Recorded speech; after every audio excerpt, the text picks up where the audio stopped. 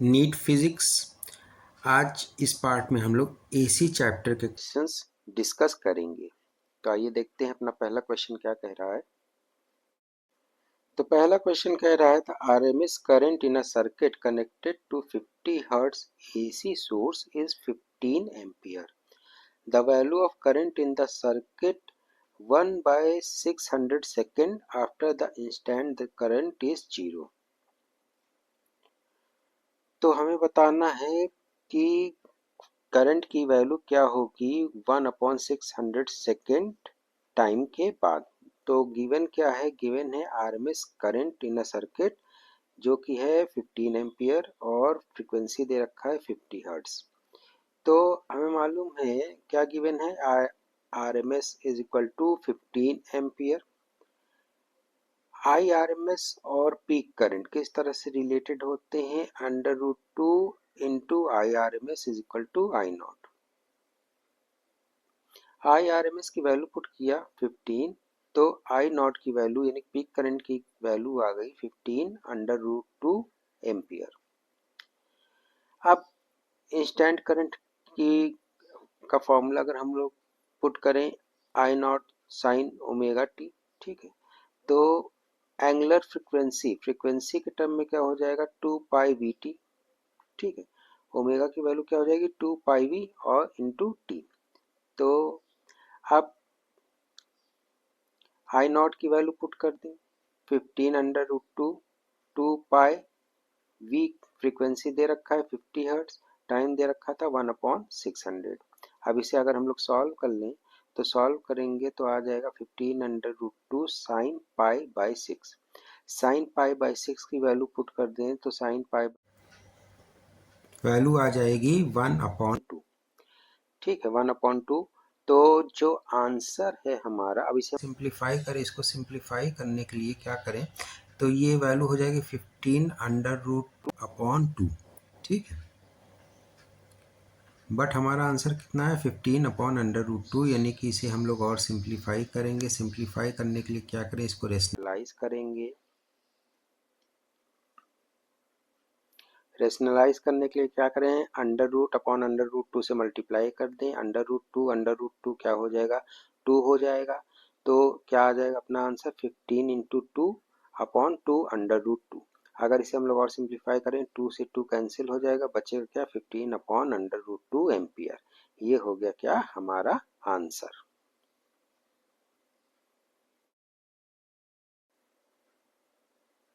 In a circuit, the phase difference between the alternating current and the source voltage is pi/3. Which of the following cannot be the element of the circuit? तो एक circuit है जिसमें phase difference alternating current और source voltage के बीच में है π/3। अब हमें बताना है कि जो ऑप्शन में गिवन सर्किट एलिमेंट्स है ये कौन से नहीं होंगे इस सर्किट में।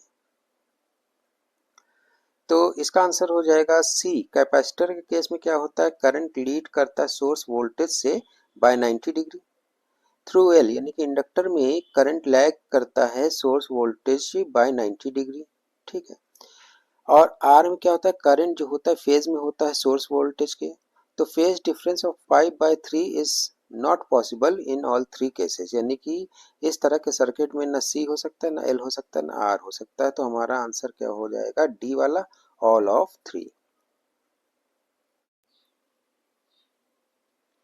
A variable capacitor is connected to a 200 volt battery.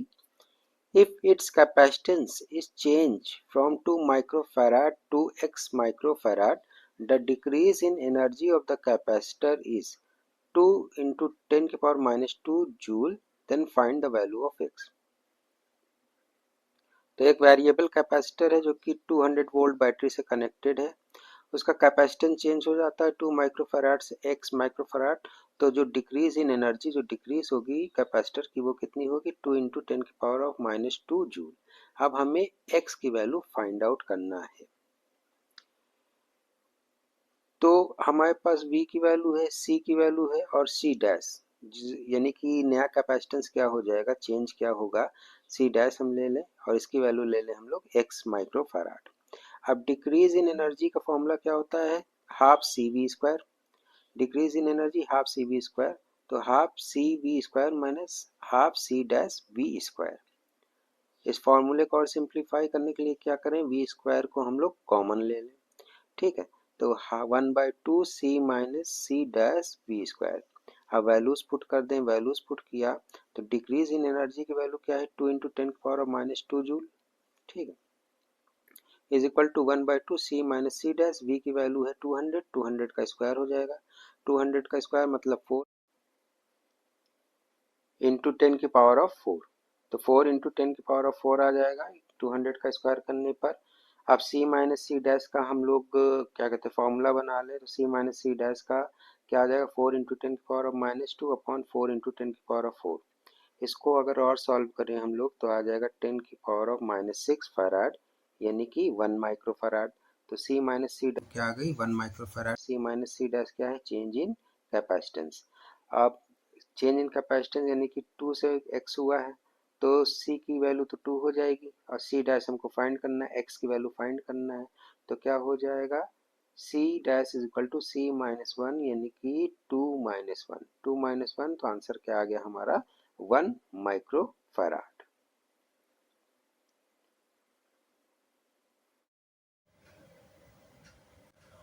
तो हमें बताना the impedance of a series LCR circuit. तो जो इम्पीडेंस का फॉर्मूला होता है सीरीज एलसीआर सर्किट का वो क्या हो जाएगा, डी वाला जेड इम्पीडेंस रिप्रेजेंट करता है is equal to R square plus XL minus XC का होल स्क्वायर, अंडर रूट रहेगा, ठीक है। ये हो जाएगा हमारा formula impedance of a series of a LCR circuit.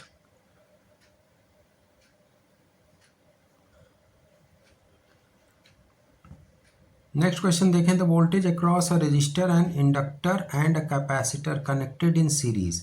तो voltage across a resistor and inductor and a capacitor, ये तीनों कनेक्टेड हैं सीरीज में एसी सोर्स से, और जो इनका वोल्टेज है रजिस्टर का है 20 वोल्ट, इंडक्टर का है 15 वोल्ट और कैपेसिटर का है 30 वोल्ट, ठीक है। रिजल्टेंट वोल्टेज हमें फाइंड करना है सर्किट का, तो वी आर, वी एल और वी सी तीनों गिवन है।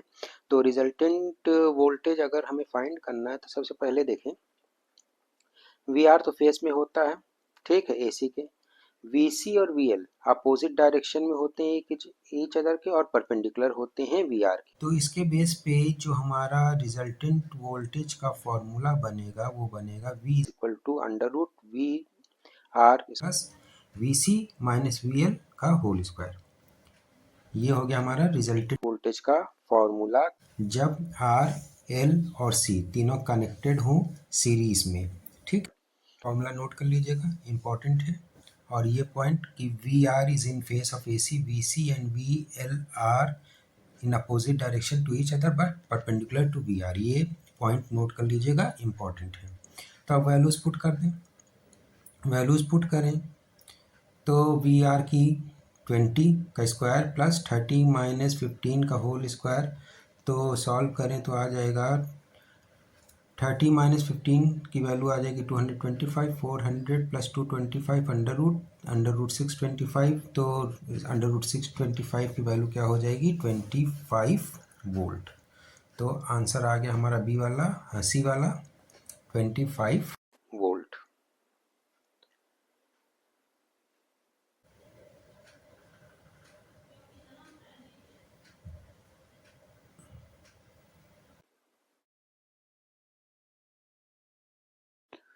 तो फेज डिफरेंस हमें पता चल गया कितने का, फाई इज इक्वल टू पाई/2। अब एवरेज पावर डिसिपेटेड, तो एवरेज पावर डिसिपेटेड का फॉर्मूला क्या हो जाएगा, पी एवरेज का E R M S into I R M S cos phi, ठीक है, E R M S I R M S into cos phi.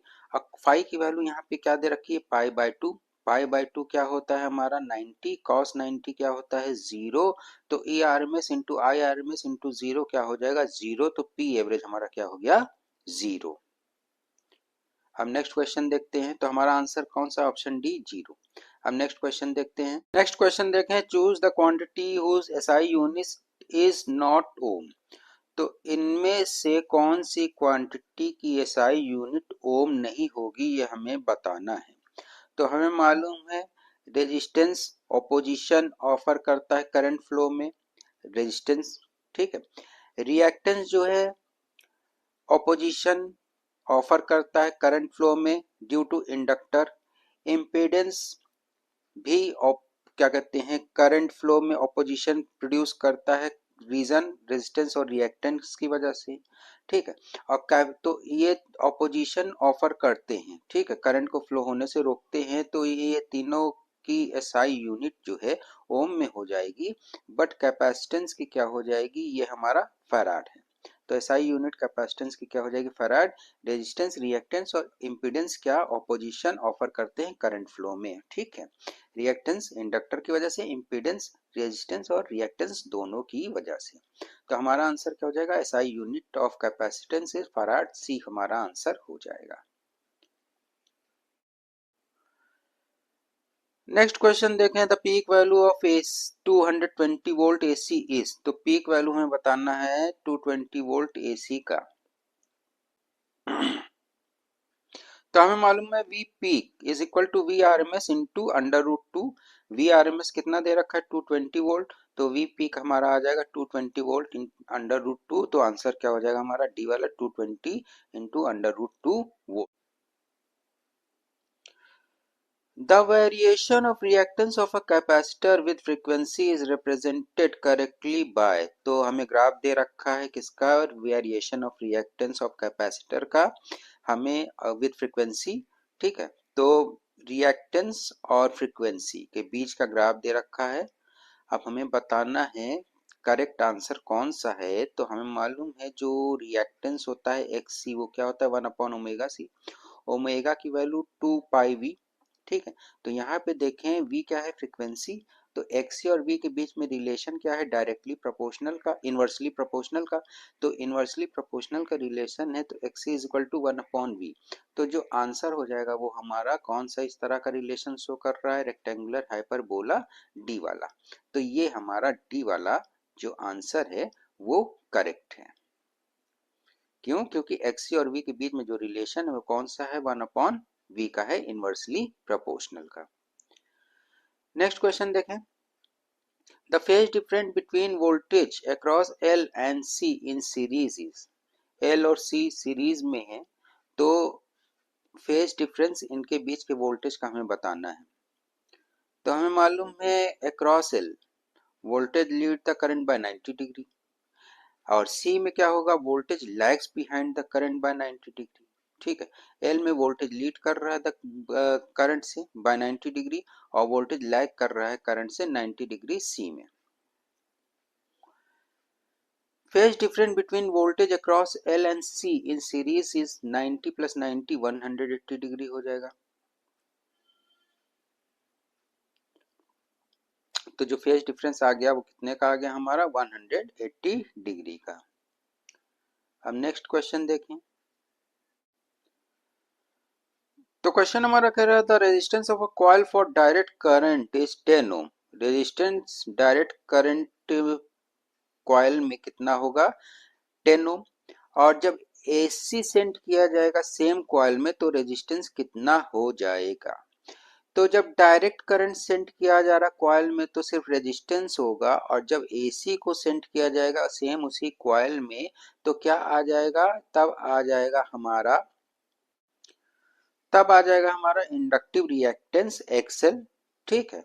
क्यों आएगा, क्योंकि जब ऑल्टरनेटिंग करंट में क्या होगा, करंट चेंज होगा, मैग्नेटिक फील्ड एराइज होगा, और इस मैग्नेटिक फील्ड की वजह से जो है करंट को अपोज करेगा, ठीक है।